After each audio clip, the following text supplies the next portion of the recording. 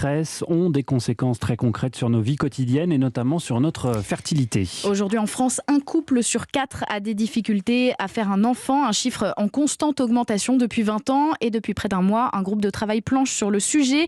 Il doit aboutir sur un plan national, Afsane Essaboui. Lorsque vous essayez d'avoir un enfant et que ça ne marche pas, c'est une spirale. Le stress, les questionnements sans fin. L'épargner au couple, c'est vraiment l'un des enjeux clés du plan fertilité qui a été confié par le ministre de la Santé à Samir Hamama, le patron du service de biologie de la reproduction du CHU de Montpellier. 30% des échecs sont dus purement et simplement à l'état d'esprit du couple. Donc si on peut alléger cette anxiété, c'est le début du succès. L'autre facteur qui joue beaucoup dans ces infertilités dont on ne peut pas médicalement expliquer la cause, c'est l'âge des femmes qui tentent de devenir mères de plus en plus tard. Donc pour Joël Belaïchalar, qui dirige le service de médecine de la reproduction à l'hôpital de Saint-Cloud, l'urgence, c'est de ne pas leur faire perdre de temps. Trop souvent, on voit encore des femmes arriver qui nous disent « Mon gynéco m'a dit qu'il fallait attendre 2 ans ». C'est faux. La définition de l'infertilité, c'est 1 an de rapport régulier sans obtention de grossesse.